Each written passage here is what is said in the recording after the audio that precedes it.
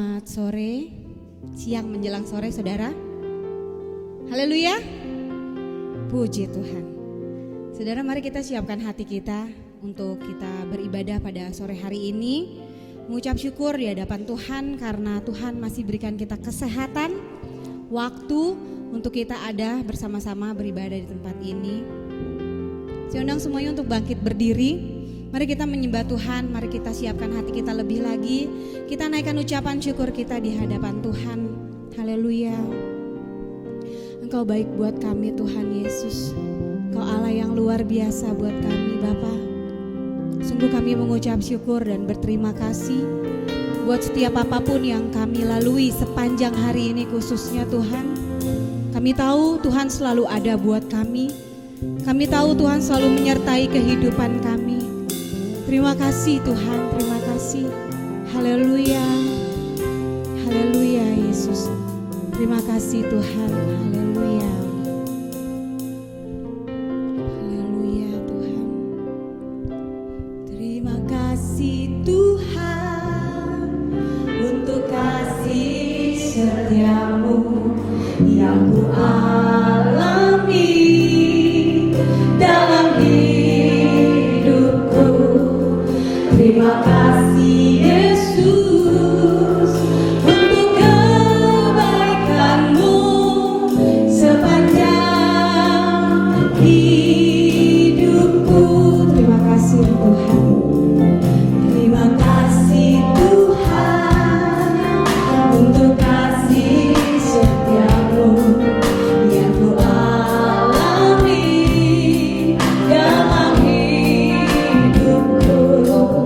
Terima kasih Yesus untuk kebaikan-Mu sepanjang hidupku. Terima kasih Yesusku buat anugerah yang Kau beri setiap hari ini. Tuhan adakan syukur. Terima kasih Yesusku. Terima kasih Yesusku buat anugerah yang Kau beri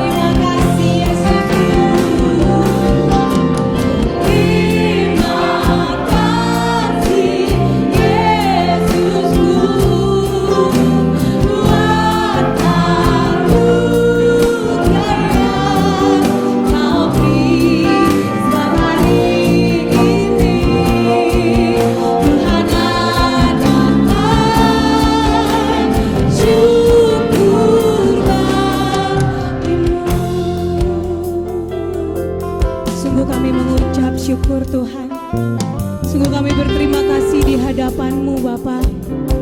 Engkau Allah yang selalu peduli akan kami Yesus. Tidak pernah habis mulut kami berkata Engkau baik buat kami. Biarlah Tuhan dari setiap hati kami selalu mengeluarkan ucapan syukur kami. Karena kami punya Allah yang hidup seperti-Mu Tuhan. Karena kami punya Allah yang sungguh luar biasa peduli akan hidup kami. Terima kasih banyak Tuhan, terima kasih banyak Yesus. Mari jemaat Tuhan yang hadir sore hari ini maupun yang di rumah, mari kita menyembah Tuhan. Naikkan ucapan syukur kita di hadapan Tuhan sore hari ini. Karena Tuhan begitu baik buat hidup kita. Terima kasih Roh Kudus. Terima kasih Allah yang hidup. Engkau luar biasa buat kami Tuhan. Engkau selalu ada buat kami Yesus. Haleluya. Haleluya. Haleluya. Haleluya Yesus. Luar biasa Engkau buat kami Tuhan. Allah yang peduli, Allah yang baik. Terima kasih Tuhan. Terima kasih. Sungguh kami merasakan Tuhan penyertaan-Mu tiap-tiap hari dalam hidup kami. Terima kasih Tuhan Yesus. Haleluya. Haleluya. Terima kasih Tuhan untuk kasih setia-Mu yang ku alami dalam hidup.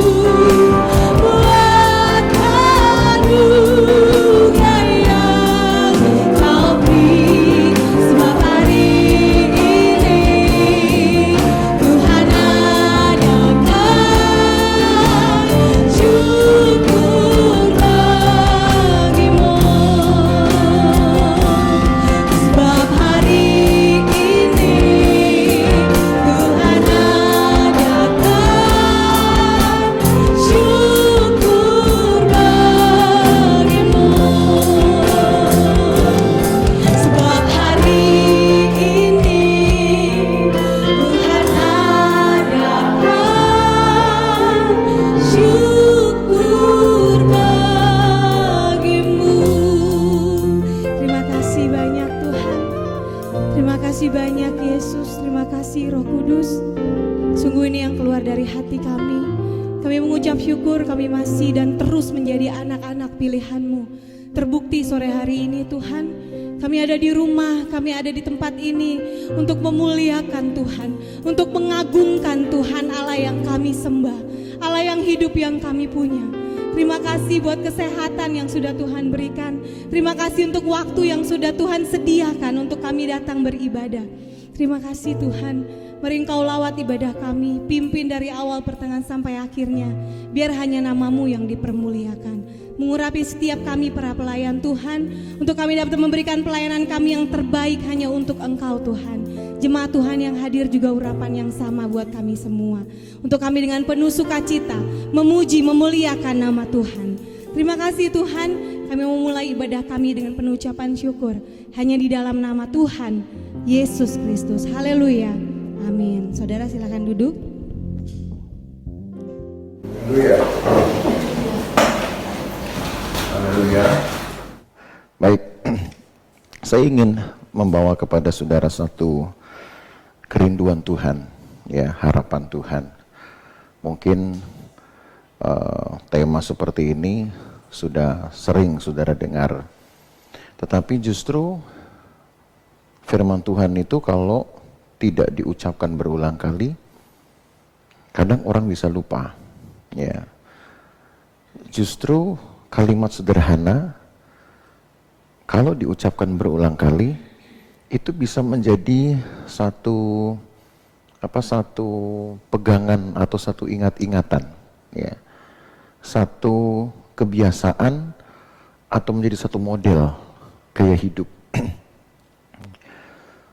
Orang Israel punya satu rumus hidup, sebutlah begitu ya, yang dikenal dengan kata Shema Yisrael, yang mengharuskan, menyiapkan semua anak-anak sampai orang dewasa sebetulnya, bukan, tapi maksud saya dari anak-anak. Satu kesadaran, satu pengetahuan, satu pengertian tentang Allah yang esa. Dan itu yang dikenal di dalam Ulangan pasal 6 ayat 4. Satu ayat sebelum ayat yang tampil di hadapan saudara ini. Yaitu, dengarlah orang Israel, Tuhan itu Allah kita, Tuhan itu esa. Baru di dalam keesaan Tuhan itu dituntutlah apa yang tertulis di dalam ayat ini, ya. Nah, ketentuan itu, sebutlah itu ketentuan, ya. Atau di dalam bahasa orang Israel dikenal dengan kata Shema, ya. Shema itu artinya, kalau kita bilang perhatian, nah seperti itu ya. Perhatian, dengarlah pengumuman. Nah, jadi kata ajakan atau juga kata untuk mempersiapkan seseorang. Apa yang perlu dipersiapkan? Yaitu satu pengertian dan juga nanti satu kesadaran dan juga nanti harus menjadi satu pola hidup di dalam pikiran, perkataan, perbuatan mereka harus mencerminkan Allah yang satu. Allah yang satu seperti apa? Itu. Ya, Allah yang satu itu berarti tidak boleh ada Allah lain yang harus disembah, karena cuma satu-satunya. Tidak ada saingan. Allah yang satu itu artinya bahwa Allah yang punya kehendak yang juga kuat, punya kehendak yang absolut, yang juga menginginkan dari satu umat ciptaannya satu perilaku yang diinginkan.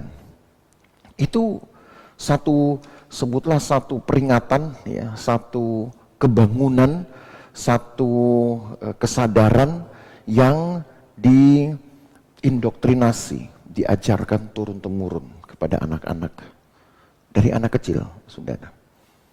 Sehingga anak-anak Israel ini terbiasa untuk memperkatakan, dan itu diharapkan kemudian untuk mengenakan di dalam hidup mereka untuk juga menghidupinya sehingga di dalam perkataan-perkataan mereka satu ketentuan ini. Karena Allah satu, tidak ada saingan, dan Allah yang satu itu menuntut penyembahan mutlak. Tidak boleh ada berhala yang menyainginya. Bukan karena Allah takut disaingi, tapi memang tidak ada saingan Allah kita itu. Maka itu hanya kata pendek saja tadi saya katakan. Dengarlah hai orang Israel, Tuhan itu Allah kita, Tuhan itu esa. Dengarlah hai orang Israel, Tuhan itu Allah kita, Tuhan itu esa. Cuman itu aja. Tapi itu bertahun-tahun saudara membangkitkan satu semangat yang kompleks saya katakan. Dari seorang anak kecil sampai dia menjadi dewasa, sampai dia berumah tangga dan dia dikaruniai anak. Dari dia anak sampai dia punya anak. Itu membangkitkan seluruh konsep hidupnya. Hanya dari satu kata kecil. Dengarlah hai orang Israel, Tuhan itu Allah kita, Tuhan itu esa.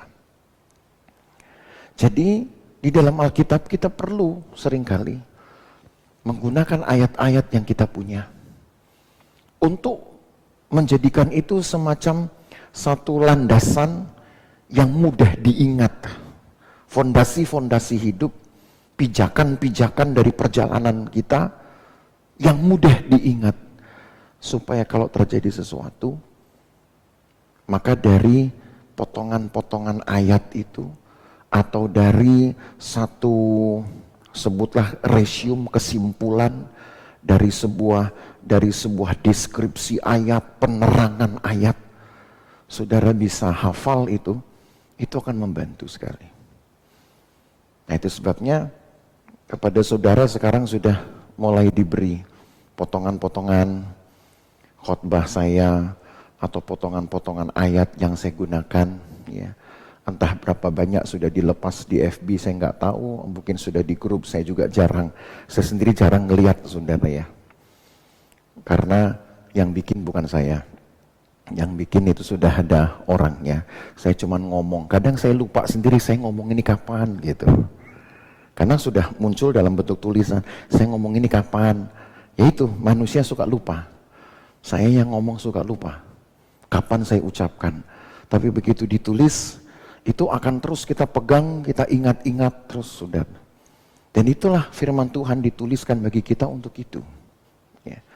Nah, dari sekian banyak firman Tuhan, kita sebut itu juga kehendak Tuhan.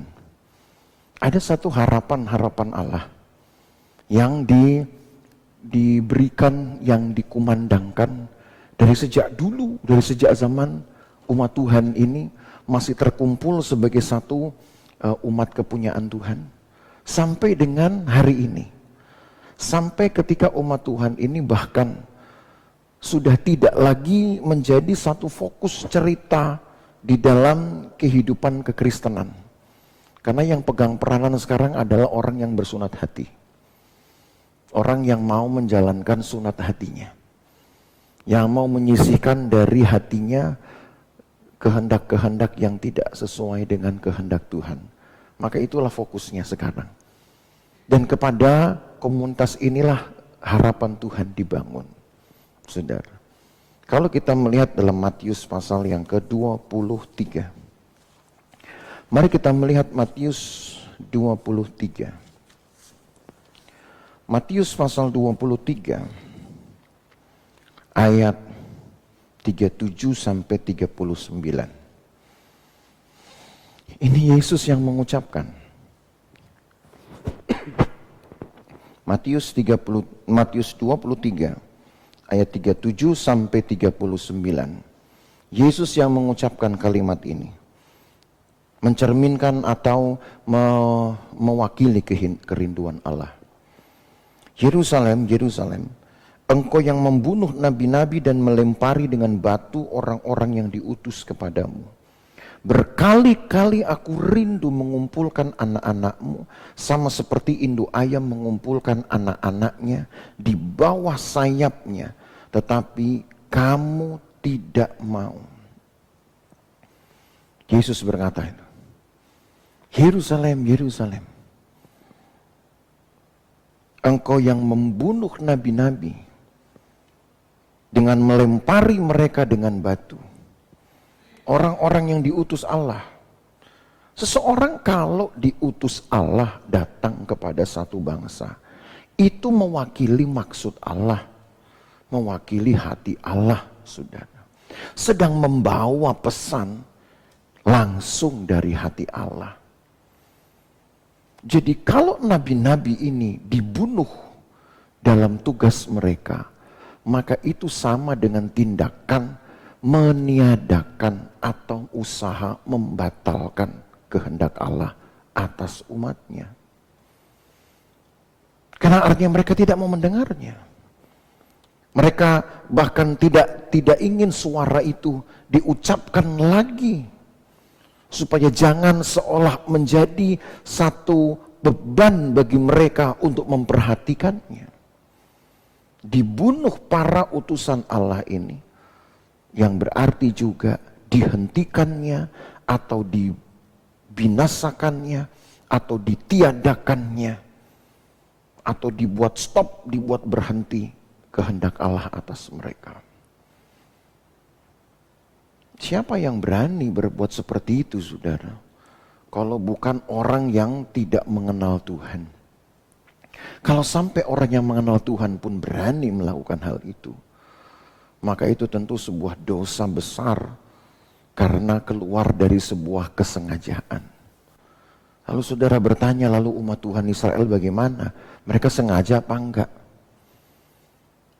Ada yang mungkin melakukannya dengan sengaja, ada yang karena kekurang tahuannya.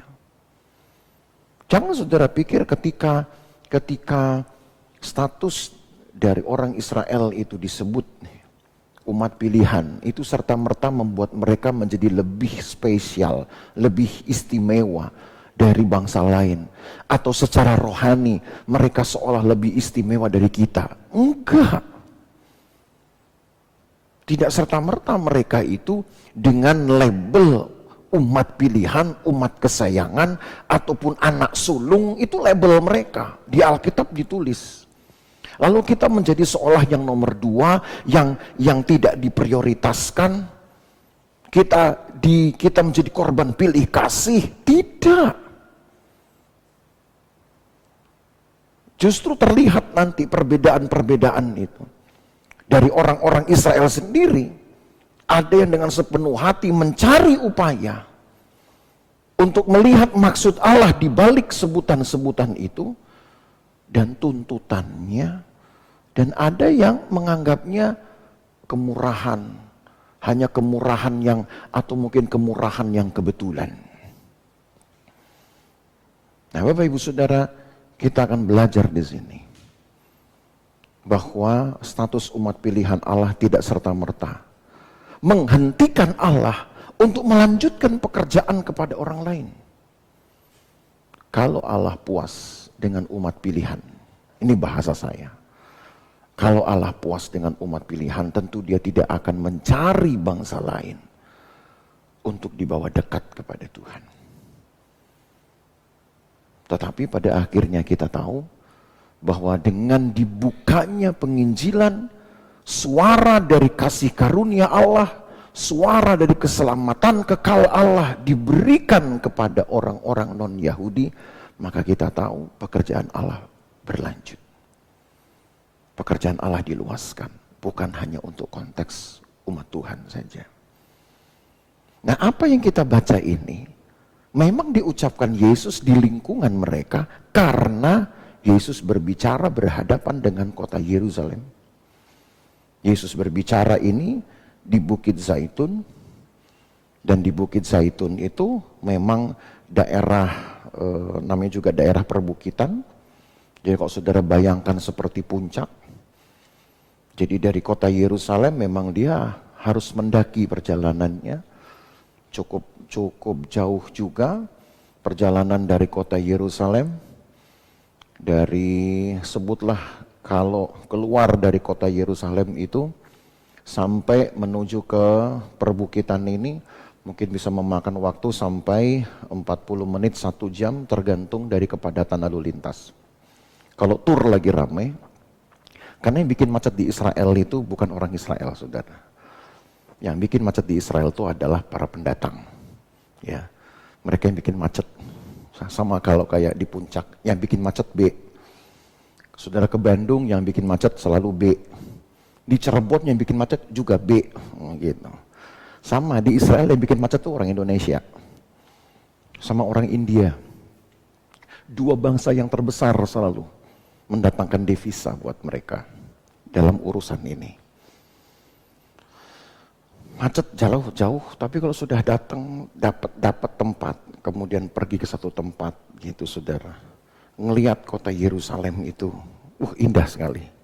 Kelihatan semua kota itu. Sampai ke tembok kotanya pun masih kelihatan. Ya. Walaupun jadi kecil-kecil, ya bayangkan saja sudah dari puncak terus ngelihat kota Bogor mungkin gitu yang di bawah. Lalu berdoalah Yesus. Yerusalem, Yerusalem. Rindu aku mengumpulkan engkau. Seperti induk ayam mengumpulkan anak-anaknya di bawah kepak sayapnya. Di dalam Alkitab kepak sayap Allah itu selalu menggambarkan perlindungan. Itu sayap kuat sekali, saudara. Sayap apapun. Alkitab seringkali menggambarkan sayap perlindungan Tuhan ini dengan sayap burung nasar. Ya. Sayap burung nasar itu lebar, kuat, tipis tapi kuat. Dan memang sayap itulah, saudara, yang luar biasa buat saya. Tidak seberat bobot dari tubuh yang menopangnya, yang menempelnya, tapi dia bisa mengangkat semua bagian tubuh yang menempel pada sayap itu. Cobain. Pesawat terbang juga begitu. Seandainya kalau saudara mau coba sekali waktu, copot satu sayap, ya itu perlu roh nekat, saudara. Tapi kalau mau coba nggak apa-apa. Copot satu sayap lalu timbang. Itu dibanding dengan bobot badan pesawat itu, tambah dengan ekor pesawat, apalagi itu juga berat karena mesin juga ada di situ. Ditambah dengan sayap itu sendiri juga ada mesinnya. Yang ditopang sayap itu selalu berat, saudara, lebih berat dari sayap itu sendiri. Tapi bisa juga dia bawa naik di ketinggian tertentu. Luar biasa kan, saudara. Itu sebabnya sayap-sayap perlindungan. Hanya di dalam perjanjian baru, Yesus tidak berbicara lagi tentang burung nasar. Ya. Yesus bicara malah induk ayam. Padahal sayapnya induk ayam tidak menerbangkan. Ya. Mungkin satu hewan yang punya sayap tidak bisa terbang cuma ayam sama bebek, saudara. Ya. Yang lain punya sayap, bisa terbang. Karena yang sedang dibicarakan Yesus bukan hanya sekedar terbang-terbangnya, tapi perlindungan. Perlindungan. Terlihat dia rentan sekali, karena hanya tipis saja. Tetapi dia kuat sekali. Itu sebabnya orang-orang beriman seringkali kalau percaya kepada Tuhan dan berkata, sebutlah berkata, saya percaya kepada Tuhan. Masih saja menyisakan ruang keraguan di situ. Mungkin karena melihat pertolongan Tuhan ini tidak begitu drastis, tidak ekstrim. Gitu, bentuknya sesuai yang kita inginkan. Karena Allah bekerja dengan caranya. Sementara kita berharap dengan egosentris sebenarnya. Maksudnya berpusat pada diri sendiri. Itu yang bikin kita jadi berat. Contohnya, kita punya masalah. Kita nggak tahu, teman kita juga punya masalah. Dua-dua berdoa. Ketika kita berdoa, kita merasa bahwa doa teman kita menyaingi doa kita. Tuhan tolong saya dulu. Saya dulu aja deh, diantar-antar aja. Kayak kita yang takut tersaingi. Ya Tuhan itu maha kuasa kok, saudara. Dia nolong sekali dia tolong 10 juta orang, 100 juta orang bisa. Karena tidak pernah terbatas kuasanya. Tapi karena cara kita berpikir itu adalah cara egosentrisme. Semua berpusat pada diri sendiri. Maunya duluan saya, maunya cepetan saya dulu, maunya saya harus lebih dari orang lain. Itu yang bikin stres sebenarnya. Jadi bikin stres. Kita jadi ragu, Tuhan bisa nggak ya ini ya? Kita lupa bahwa Allah punya cara, Allah punya waktu. Nah, waktu-waktu Tuhan itulah yang kurang dimengerti oleh orang Israel. Termasuk di dalam bagian ini. Ketika Yesus memunculkan harapan Allah, aku rindu mengumpulkan engkau. Rindu mengumpulkan engkau. Makanya kalau umat Tuhan sendiri gak rindu untuk kumpul-kumpul atas nama Tuhan, hati kecil ini rasanya gimana ya? Miris. Yesus saja punya kerinduan untuk mengumpulkan anak-anaknya. Anak-anaknya gak mau dikumpulin. Emang betul-betul kayak anak-anak. Dikumpulin tiba-tiba main sendiri, lari-lari. Jatuh nangis, baru pulang. Kekristenan kayak begitu. Jalan maunya sendiri, gak ikut firman Tuhan. Begitu kena masalah, oh Tuhan Yesus, ampuni saya. Baru datang ke gereja. Nah, pola seperti ini sudah menjadi style gaya hidup umat Tuhan. Abad ke abad, gak cuma generasi ke generasi, abad ke abad, saudara. Itu berarti udah puluhan generasi. Maka sekarang yang diperlukan adalah respon cepat. Saya selalu tertarik dengan kata itu. Respon cepat. Dulu kan ada, nggak tahu sekarang, kepolisian punya URC, unit reaksi cepat. Mobilnya mahal-mahal. Sampai dulu sekelas Mercy. Kenapa? Untuk ngejar mobil yang paling cepat. Itu kan di jalan tol. Nanti berapa kilo ketemu lagi URC. Sekarang nggak tahu lagi itu mobil-mobil kemana semua itu. Ya. Sekarang polisi nggak mau lagi reaksi cepat. Sekarang polisi nunggu foto jepret. Begitu ada yang salah kirim ke alamat. Bapak sudah bikin pelanggaran. Oh, nah saya pernah kena itu, saudara. Sakit hati juga rasanya. Hanya gara-gara lupa. Sekarang nggak main kejar-kejaran, langsung tunggu main potret-potretan. Tapi itu menunjukkan adanya pengawasan dan juga adanya perhatian, adanya reaksi. Nah, kalau Allah saja masih memperlihatkan semangat itu. Ini yang harus menjadi perhatian kita. Bisa nggak kita memberikannya? Kalau kita nggak bisa, munculkan lagi pertanyaan, lalu siapa kita? Tuhan aja yang punya hidup kita aja masih mau. Kita baca lagi itu, saudaranya, ayat yang ke-30, 37 itu. Kalimat yang B-nya saja, kalimat keduanya.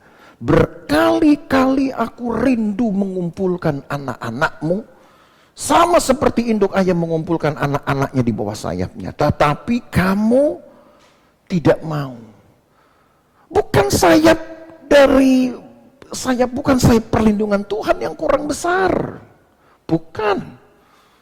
Tapi jelas dikatakan karena kamu yang tidak mau. Kalau begitu sekarang pertanyaannya, kekristenan macam apakah yang sedang berjalan di dunia ini? Dan mudah-mudahan model kekristenan itu secara umum bukanlah menjadi gaya kekristenan saya dan saudara juga. Sehingga ketika Allah masih memberitahukan niatnya, kerinduannya, umatnya malah menunjukkan reaksi yang lamban. Bahkan dikatakan kamu tidak mau.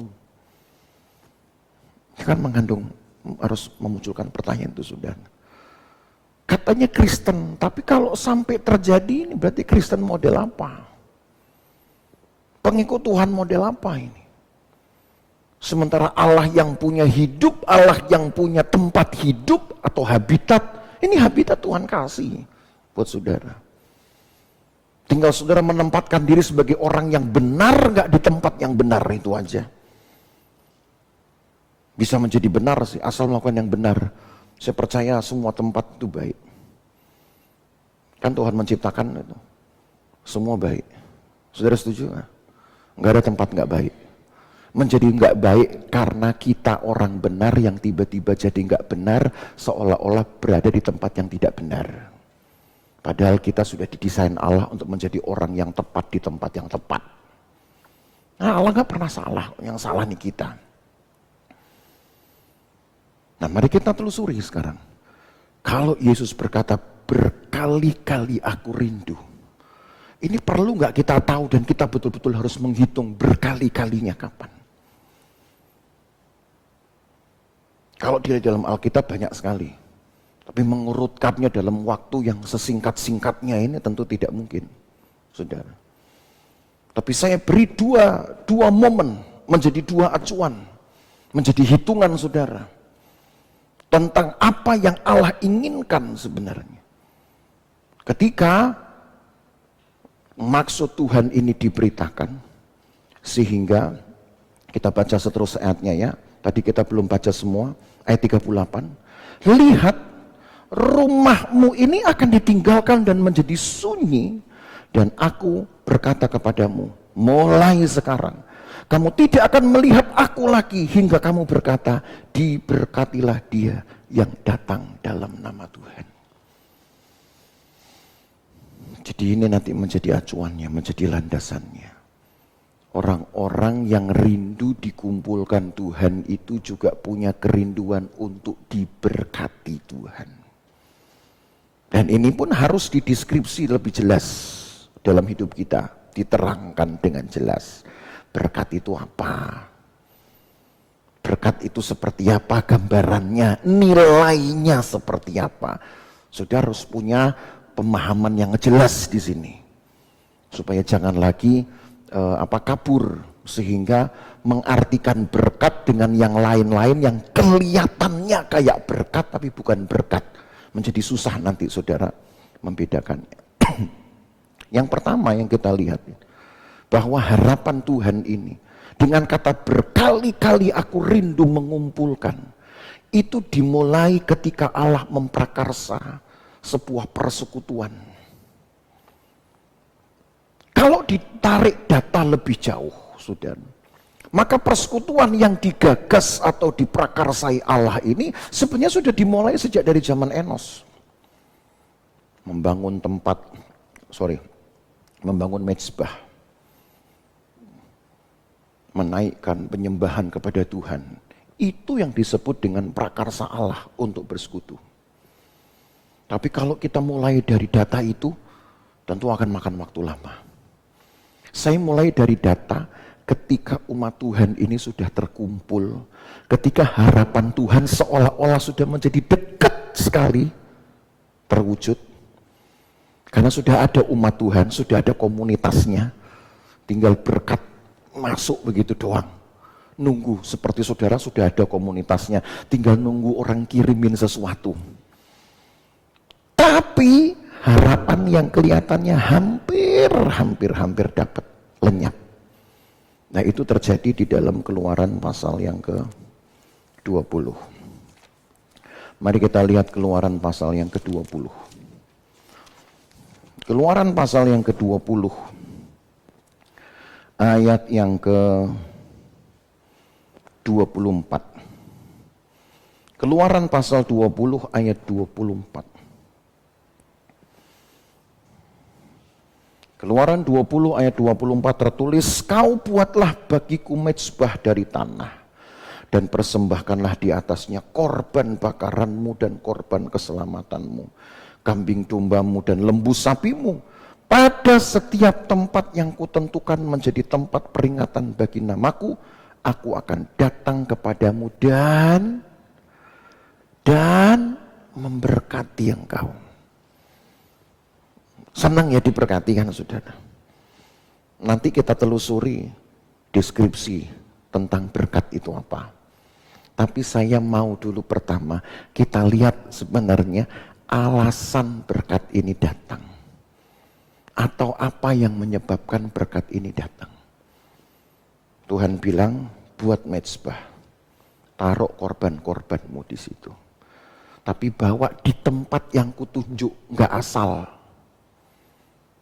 Nggak asal, oh yang penting saya sudah bisa bikin mezbah, saya sudah bisa beli kambing, saya mau potong di pasar, lalu saya mau bakar di hutan. Itu camping, saudara. Bukan ibadah. Di tempat yang kutunjukkan kepadamu. Jadi ditentukan 3 hal. Tempatnya dulu, kemudian mezbahnya dibangun, baru apa yang mesti ditaruh di atasnya. Nggak sembarangan. Makanya kalau mengikut Tuhan itu, juga saudara harus melihat ketentuan-ketentuan lain.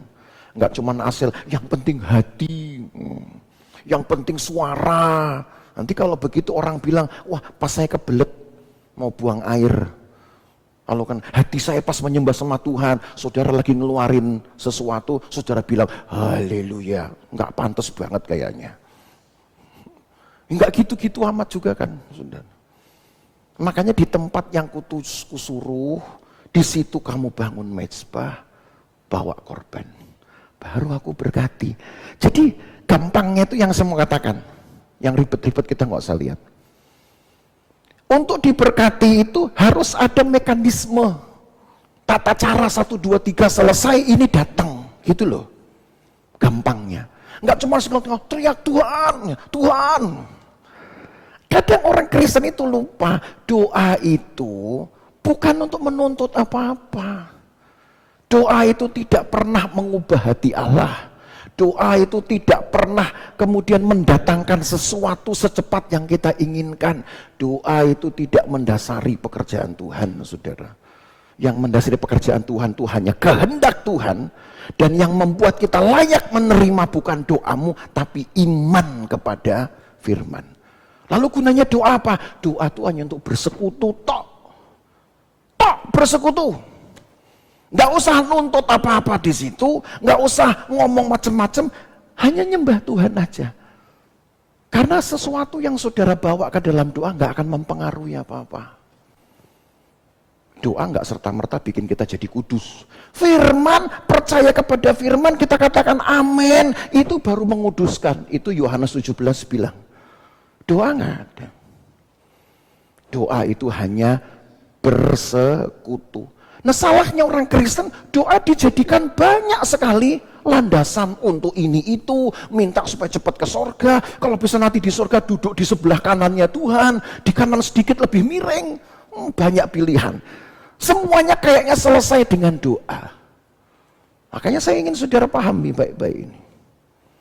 Doa itu dibangun hanya untuk persekutuan.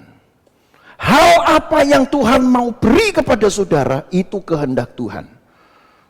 Dan apa yang bisa kita terima setelah Allah berkehendak, baru kelayakan. Allah dulu berkehendak, kita layak. Baru klop datang. Bagaimana layak? Percaya pada firman.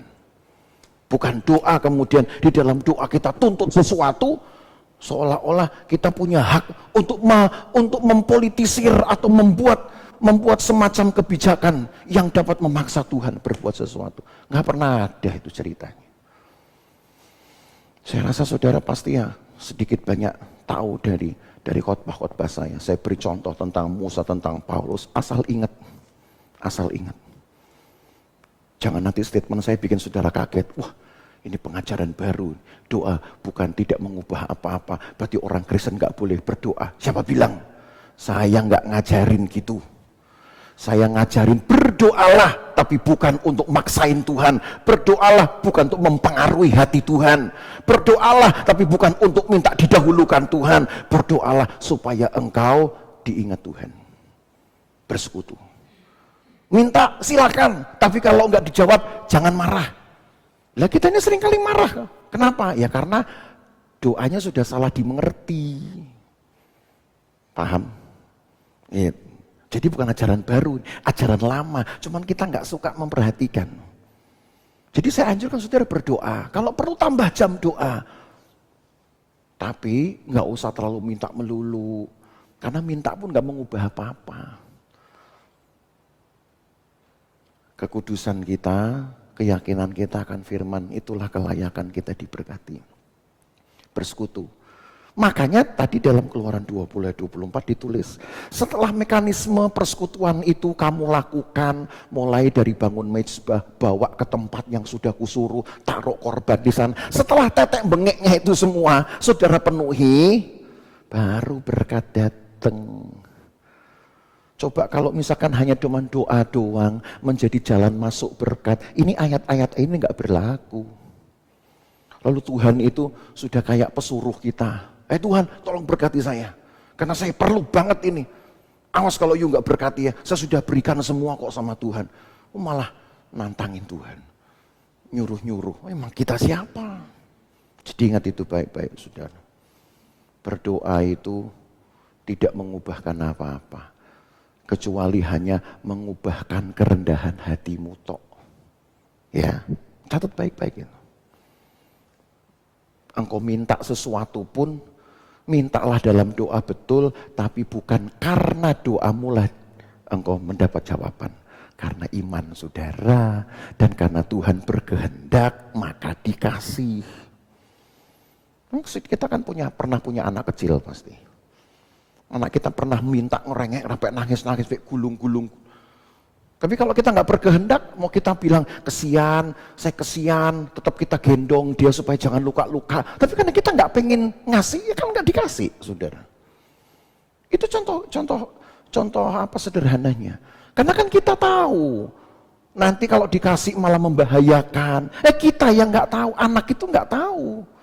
Di hadapan Tuhan kita pun begitu. Yang kita minta kita nggak tahu sebenarnya. Jangan-jangan malah membahayakan kita. Allah yang maha tahu. Tapi yang penting berdoalah untuk bersekutu. Apa? Berdoa untuk? Nah, itu kan kalimat pendek jadi password kan. Jadi ingat, oh iya saya berdoa bersekutu. Gak boleh minta, gak boleh maksa. Minta boleh. Tapi kalau gak dikasih, ya tetap berdoa. Mau? Berat ya? Mau. Rasanya kayak gimana? Karena kita nih pikirannya udah banyak nuntut dari dulu soalnya. Rasanya kalau nggak berdoa minta itu karena rasanya belum berdoa.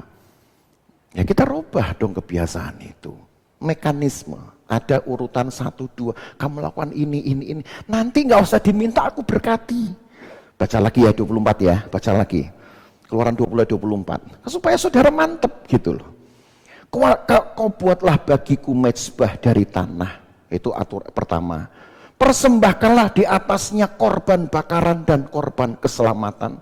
Kambing domba dan lembu sapi. Itu yang kedua permintaan. Yang ketiga, pada setiap tempat yang kutentukan menjadi tempat peringatan bagi namaku. Tuh, ditentukan tempatnya. Itu yang ketiga.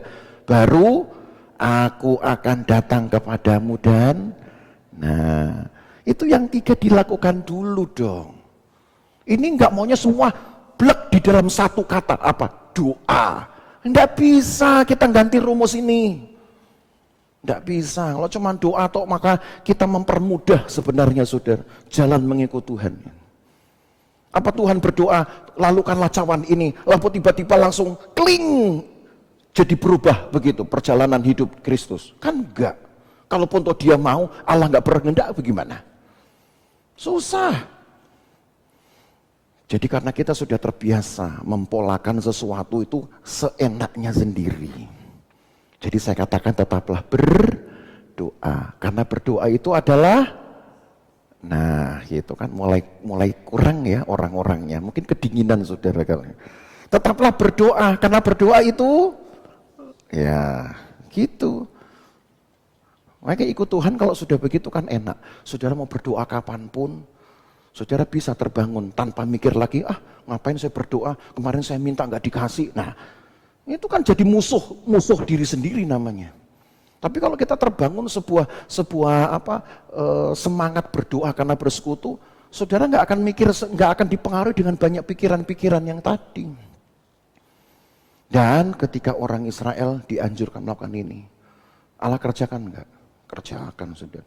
Allah berkati sampai hari ini tanah Israel itu hijaunya minta ampun.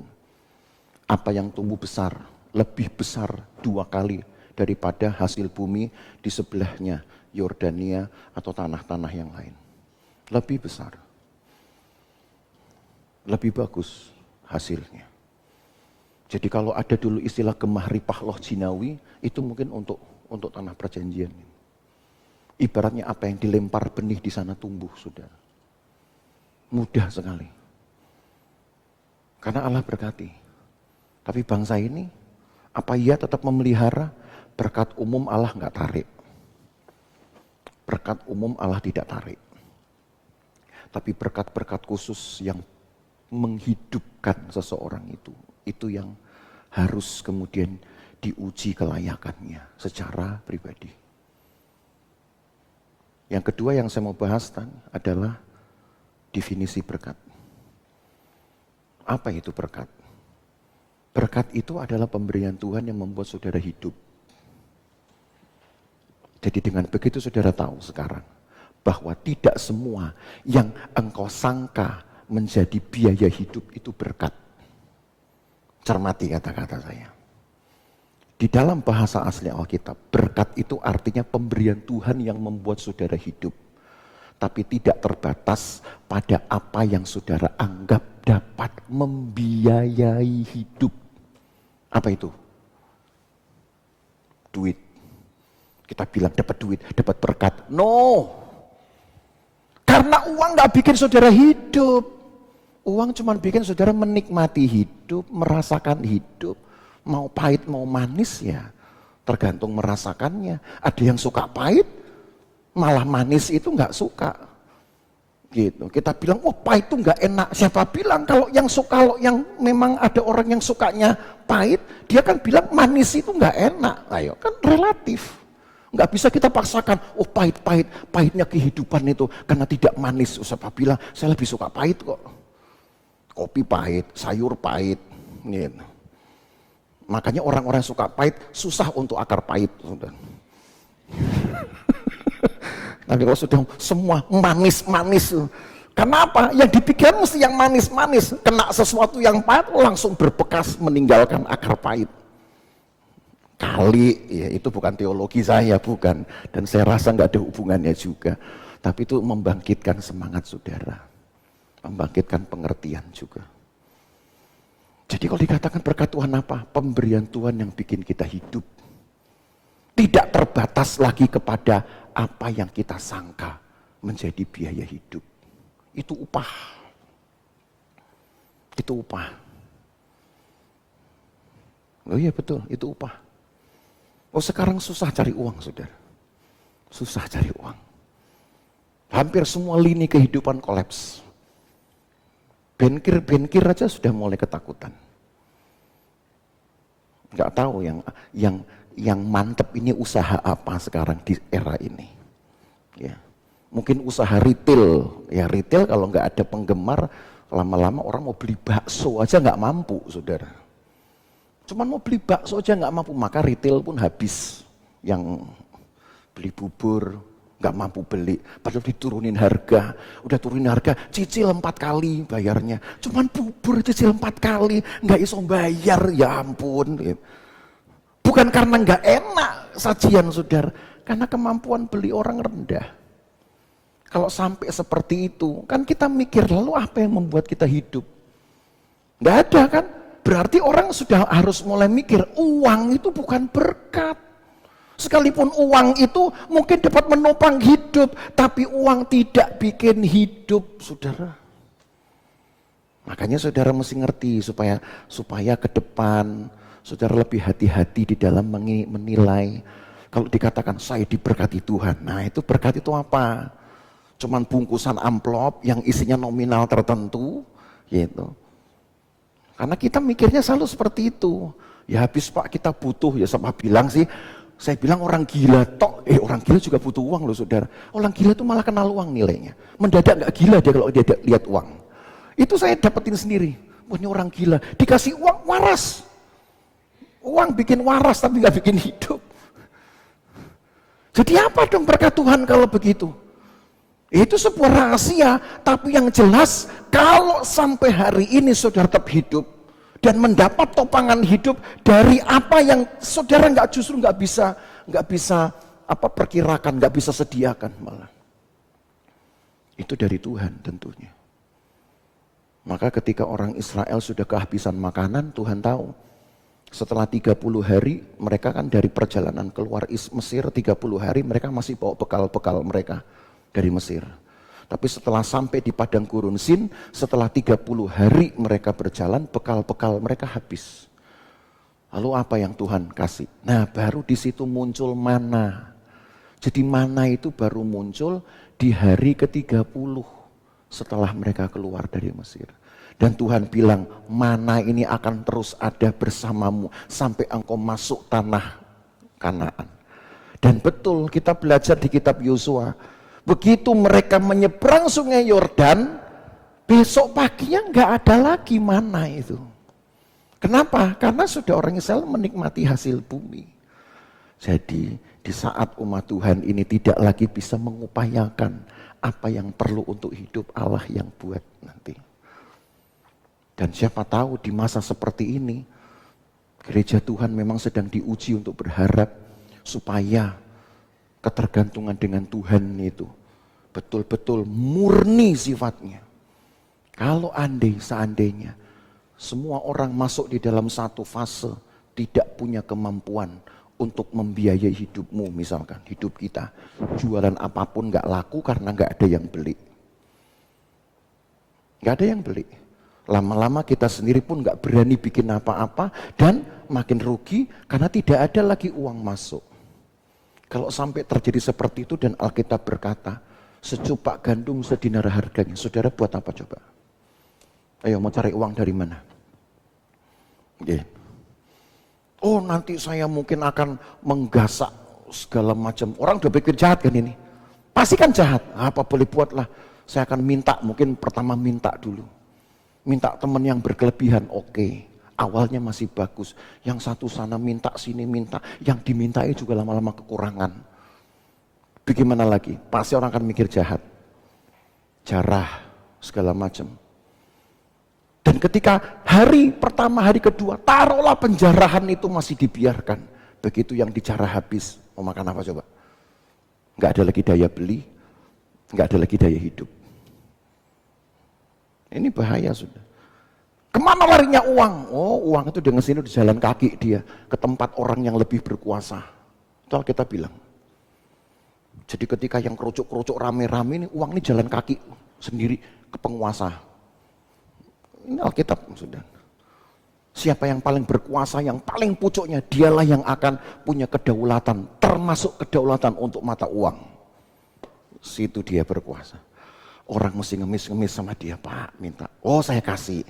Cuman you mesti nyium kaki saya, nyembah-nyembah kaki saya. Nah, itu makanya antikris akan pegang peranan di situ. Apa yang gereja Tuhan lakukan? Kalau sampai terjadi seperti itu. Maka ingatlah perkataan saya. Berdoalah untuk minta hidup, gak usah minta makanan. Tuhan tahu, hidup kita itu dari makanan juga. Nanti tiba-tiba seperti orang Israel. Tuhan, hari ini saya gak dapat apa-apa dan saya gak tahu mau makan apa. Tapi saya ingin berdoa itu hanya bersekutu. Karena pendeta Haniel sudah menegur saya, berdoa gak boleh minta yang lain kecuali bersekutu. Gak apa-apa saudara sebutin aja gitu. Jadi supaya saya tidak bersalah di hadapanmu, saya hanya bersekutu aja. Kalaupun karena persekutuan ini sebelum amin saya mati, kehendakmu yang jadi. Gitu aja, lebih bagus mati saudara, daripada hidup sengsara. Tahu-tahu saudara amin, lu kok gak mati? Nah itu berarti tidak ada sesuatu. Siapa tahu saudara buka pintu rumah, ada mana di situ. Nah tinggal dikumpulin, makan mana. Yang saya bilang ini saudara percaya nggak? Bakal terjadi. Percaya nggak? Harus percaya saudara, kan kita nggak tahu. Kalau sampai memang tidak ada lagi yang bisa mendukung hidup kita.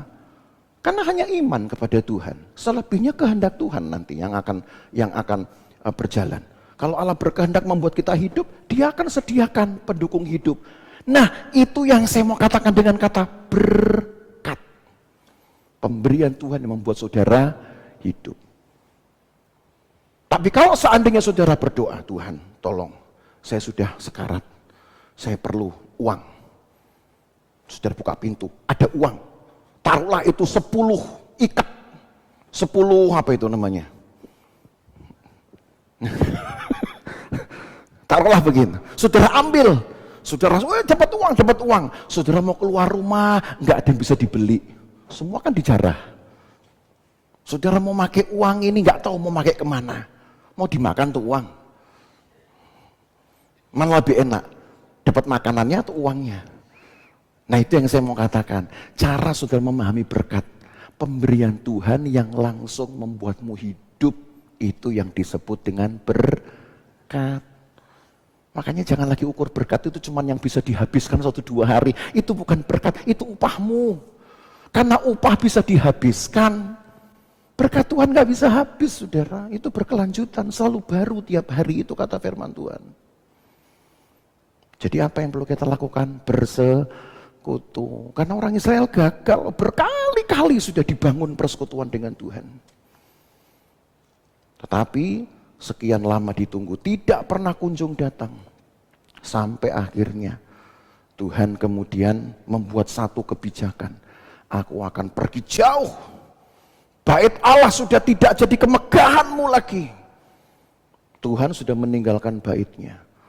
Itu makanya dalam sejarah 4 abad 4 sebelum Masehi, Tuhan meninggalkan baitnya, sehingga bait Allah yang sudah bagus-bagus dipugar kembali, direnovasi oleh Zerubabel. Setelah mereka pulang dari penawanan, itu kan bait Allah sempat hancur, tapi dibagusin lagi sama Zerubabel. Dibagusin, dibuat indah lagi. Dan bait Allah yang sudah bagus itu ditinggalkan oleh Tuhan selama 4 abad sampai Yesus datang. Dan itu digunakan sebagai rumah kecemaran untuk orang-orang Yunani yang menguasai Yahudi pada masa-masa itu. Bait Allah sudah dijadikan rumah kecemaran. Padahal sudah dibagusin sama Zerubabel.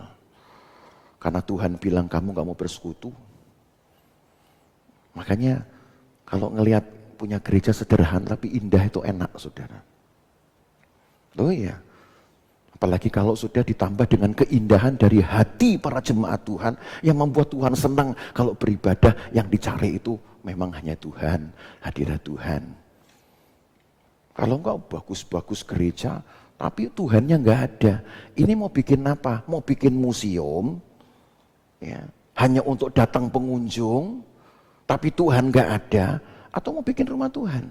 Itu harus jadi kewaspadaan sekarang. Makanya pandemik seperti ini, saudara, jangan-jangan memang penggenapan firman Tuhan ini. Karena di dalam Matius, kembali ke Matius tadi pasal yang ke-23 itu, Matius pasal 23 kan tertulis begini. Matius pasal yang ke-23, karena Tuhan sudah marah dengan umatnya, lalu dikatakanlah ayat ini 38, lihat rumahmu ini akan ditinggalkan dan menjadi sunyi. Sunyi. Sudah indah, sunyi. Kenapa tidak dipakai lagi dengan benar? Saya mikir nih Tuhan, ini sudah 4 bulan lebih kita menjalani pandemik sehingga gereja sudah sepi. Kita masih beruntung masih bisa bikin ibadah. Ada beberapa gereja yang bahkan tidak berani sama sekali. Masih menutup gerejanya. Bangku-bangku dia susun. Ada satu bangunan gereja sampai sudah berubah, saudara, jadi lapangan bulu tangkis. Lapangan, apa namanya itu? Bola kaki yang cuma 5 orang itu, futsal. Saya geleng-geleng kepala ya. Berubah bentuk, berubah fungsi bukan berubah bentuknya. Sepi. Saya cuma mikir ya itu mungkin karena keadaan. Tapi lama-lama musuh orang itu adalah kebiasaan ya. Lama-lama orang tidak menghargai rumah Tuhan. Lama-lama orang pikir ya sudahlah, nggak perlu rumah Tuhan, perlu rumah sendiri, yang penting hati. Oh, ini saya tidak tahu apakah memang Tuhan akan sedang menggunakan pandemik ini untuk menjadi pengujian bagi umat Tuhan. Mana yang datang ke gereja memang dengan hati, atau memang yang hanya ingin mau enaknya, tapi dengan alasan juga pakai hati. Oh, saya menyembah Tuhan walaupun dipakai HP, pakai hati kok. Nggak pakai mata ya? Gimana cara ngelihatnya? Nggak pakai mata, pakai hati. Sama pakai hati. Hati-hati justru yang saya mau katakan. Kadang kita tidak memberi penghormatan yang sepenuhnya. Yang seperti ini harus betul-betul direnungkan. Nah, kita nggak tahu ya PSBB ini mau dilanjutkan apa tidak. Tapi tenang aja, selama daerah kita hijau kita masih bisa lakukan. Karena ada ketentuannya seperti itu. Di perkampungan masih boleh dilakukan. Gereja yang di jalan-jalan besar yang tidak boleh. Itu menurut ketentuan yang sementara.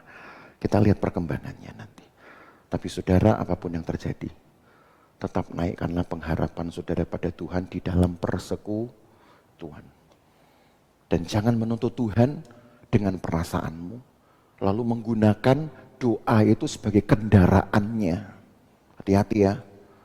Jangan tuntut Tuhan dengan perasaanmu, dengan kemarahanmu, dengan apalagi ketakutan. Oh Tuhan tolong saya, kalau enggak besok saya bisa cilaka ini nih. Pokoknya jangan nuntut Tuhan karena saudara sedang takut, saudara sedang dikejar-kejar, saudara sedang cemas. Jangan tuntut Tuhan dengan kendaraan doa. Jangan, sekali-sekali saya katakan. Berdoalah karena engkau ingin kehangatan hadirat Tuhan. Berdoalah karena saudara ingin merasakan sayap perlindungan Tuhan.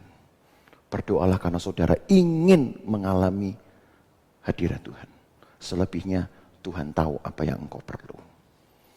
Nanti akan pulih kembali dengan sendirinya. Kesaksian-kesaksian saudara pun dipulihkan. Kenapa? Oh saya alami Tuhan yang benar. Saya diberkati benar dengan apa yang tidak saya sangka. Saya pikir berkat tadinya uang. Sekarang uang gak bisa nolong lagi. Dulu pernah terjadi loh saudara. Tahun berapa saya lupa. Ketika orang yang banyak uang pun tidak bisa pakai uangnya. Karena gak ada yang mau dibeli. Kalau gak salah Krismon itu. Gak ada yang mau dibeli. Gitu. Padahal uang banyak. Mau ngambil uang di ATM mau banyak-banyak juga nggak ada yang bisa dibeli. Dan kalau itu terjadi, maka saudara tahu bahwa ketika engkau betul-betul hidup, karena Tuhanlah itu terjadi. Jadi berkat Tuhan adalah pemberian Tuhan yang memberimu hidup. Bukan karena apa yang kau makan dan bukan apa yang kau miliki. Tuhan menolong kita Bapak Ibu Saudara. Jadi jangan lepaskan pengharapan Tuhan kepada Tuhan. Berapa kali dia rindu mengumpulkan. Dikumpul-kumpul tapi mereka hanya ngumpul-kumpul cuma nangis-nangis tembok tok. Tidak menangisi hidup mereka. Tidak juga mereka mengubah hidup mereka, prinsip mereka. Tidak juga mereka minta ampun kepada Yesus yang mereka salibkan. Tapi tiap hari tembok tetap ditangisi.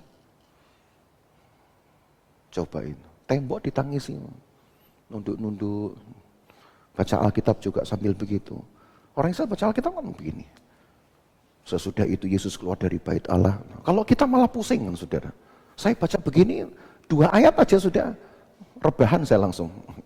Orang Israel 1 pasal 1 kitab berdoa. Baca Alkitab gitu. Itu makanya mereka diajar serius. Nah, saya juga mikir-mikir kita ini kalau mau ngajarin jemaat serius itu gimana caranya ya. Ayo berdoa sambil angguk-angguk kepala. Haleluya, nyanyikanlah bagi Tuhan nyanyian baru. Tiba-tiba ada Gojek datang, bawa apa Pak? Oh, saya nggak pesan itu loh masalahnya. Saudara lupa karena saudara nggak baca Alkitab.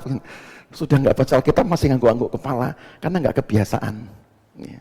Jadi Bapak Ibu Saudara, sekali lagi saya katakan berdoalah, tetaplah berdoa. Waktu-waktu ini adalah waktu terbaik untuk berdoa. Tapi berdoalah bukan karena engkau sedang marah, berdoalah bukan karena engkau sedang ketakutan. Nanti bahasa doamu akan jadi berubah kalau engkau berdoa dengan ketakutan. Berdoalah bukan karena engkau sedang merasa dikalahkan orang. Sisihkan semua itu. Berdoalah karena engkau ingin menghadirkan Tuhan di dalam rumahmu, di dalam hidupmu. Selebihnya Tuhan yang bekerja. Itu baru namanya hidup yang sesungguhnya. Tuhan menolong kita. Mari kita nyanyikan sebuah pujian. Sambil kita siapkan hati kita untuk menyembah Tuhan, kita nyanyi satu pujian. Kau Allah yang, Kau Bapa yang mengasihiku, kuasamu memulihkanku. Refnya yang berkata, Kaulah segalanya di dalam hidupku. Kau Bapa yang mengasihiku, kuasa-Mu memulihkanku, hati yang baru Kau berikan untukku dapat melihat rencana-Mu indah bagiku. Kau ada di setiap jalanku, hatiku haus dan lapar akan Engkau. Kaulah segalanya di dalam hidupku. Kerajaan-Mu, kebenaran-Mu, itu bagianku. Kaulah yang kupandang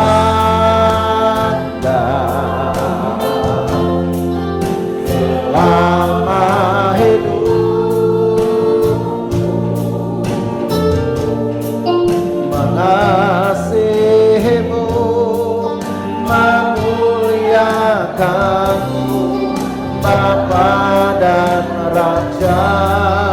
Kaulah segalanya, Kaulah segalanya di dalam hidupku. Kerajaan-Mu, kebenaran-Mu, itu bagianku.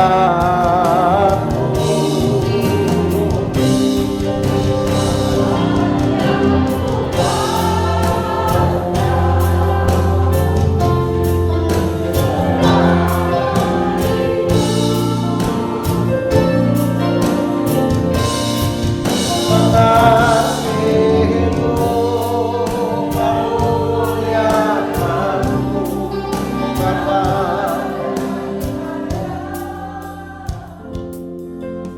Satu hal yang ingin juga saya tambahkan, saudara.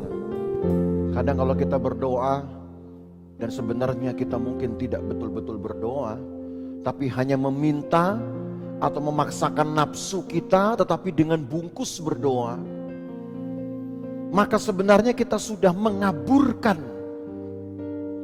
nilai atau jumlah dari berkat Tuhan itu sendiri. Yang kita minta, kita sangka itu sudah mencukupkan kita. Sementara di hati Allah mungkin mempersiapkan jauh lebih besar dari yang kita minta. Tapi kita nggak pernah tahu, karena kita sangka yang kita butuh itu sudah yang paling banyak. Allah toh mengerti hidup kita, saudara. Maka jangan sampai kita salah menggunakan doa ini hanya sebagai bungkus atau kendaraan untuk meloloskan nafsu kita saja. Bangun persekutuan dengan Tuhan. Yakinlah dari persekutuan itu 1-2 hal syarat saudara lakukan. Selebihnya Allah akan kerjakan lebih dari yang saudara perlu, lebih dari yang saudara sedang butuhkan. Karena Dia tahu hidup kita, saudara. Lebih besar Dia berikan. Kerajaan Tuhan, bayangkan, bukan hanya sekedar apa yang bisa kita makan minum, tapi juga merupakan kekuasaan pun Tuhan bisa berikan itu. Lebih besar bahkan, intinya itu, saudara. Jadi jangan pernah putus-putus berdoa kepada Tuhan, tapi jangan lagi menggunakan doa hanya membungkus nafsumu saja. Itu yang salah. Bangun persekutuan dengan Tuhan dan tunggulah pekerjaan Tuhan di dalam hidupmu. Nyanyikan lagu ini, saudara, dari awal menjadi doa kita supaya Tuhan kerjakan hal-hal besar sesuai dengan imanmu tentunya. Kau Bapa yang mengasihiku, kuasa-Mu memulihkanku. Engkau Bapa yang mengasihi, kuasa-Mu memulihkanku, hati yang baru Kau berikan, untukmu dapat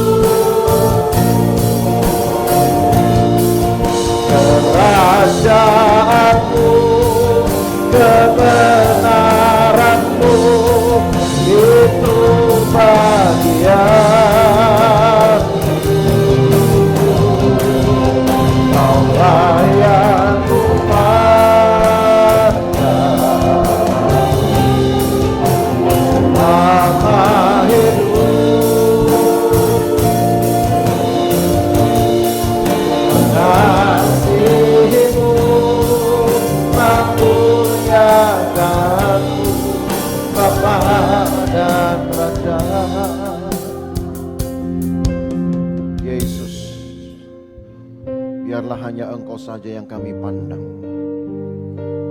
Tidak ada lagi orang yang bisa tolong kami, maka kami tahu kami hanya perlu Yesus. Tidak ada sesuatu yang bisa menolong kami, maka kami tahu saatnya kami perlu Yesus. Tuhan, tolong kami, bangkitkanlah kegairahan kami untuk selalu bersekutu dengan Tuhan. Tapi juga bersihkan hati dan pikiran kami dari tuntutan-tuntutan egosentrisme.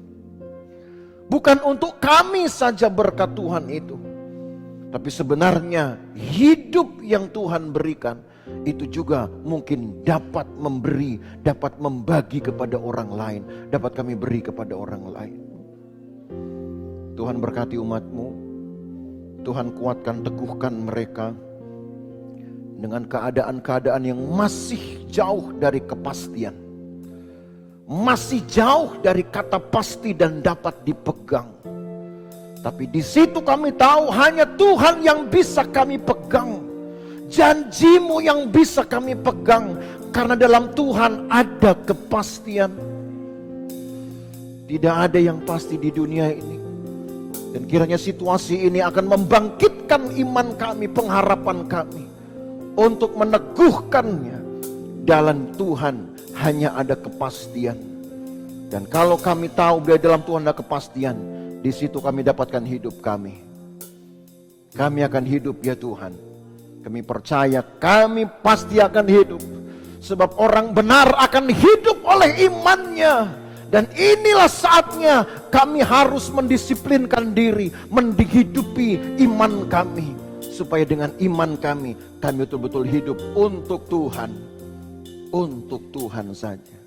Berkati umat-Mu, Berkati mereka di dalam pekerjaan mereka. Berkati mereka di dalam keseharian mereka. Berkati keluar masuk mereka ya Tuhan, dari rumah, keluar rumah sampai masuk ke dalam rumah. Berkati, pagari, jauhkan dari bahaya, celaka, perbuatan jahat orang lain.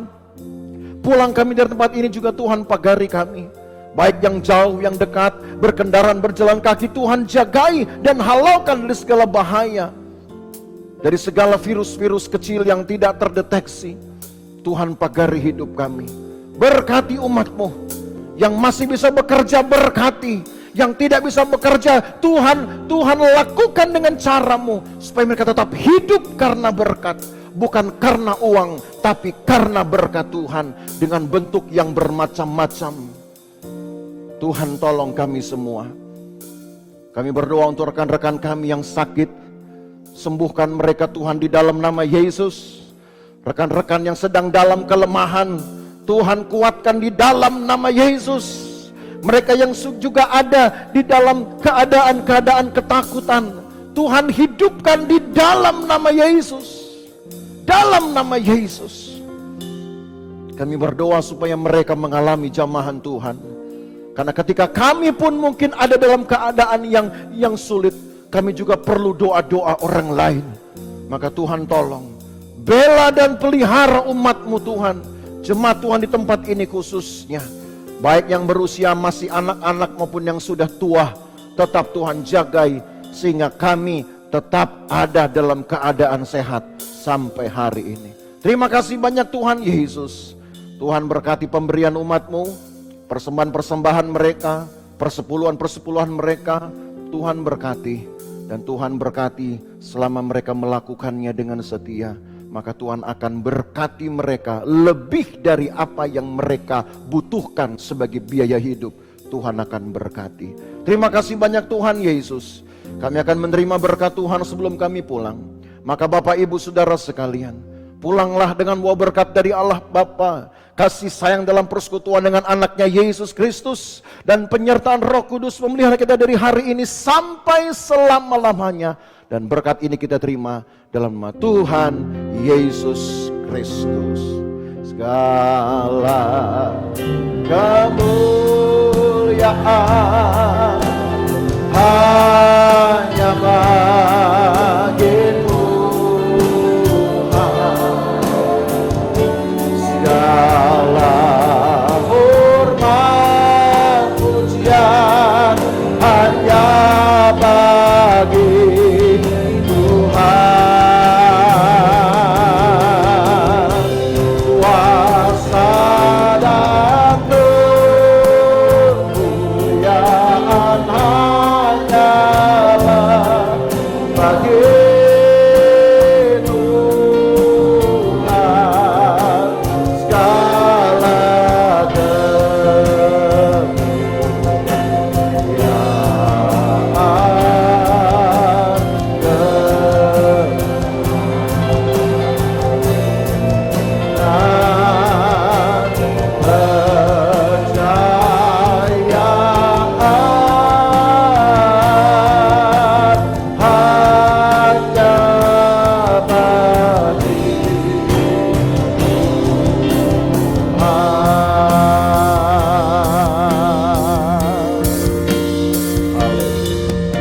jemaat yang diberkati bersama katakan amin.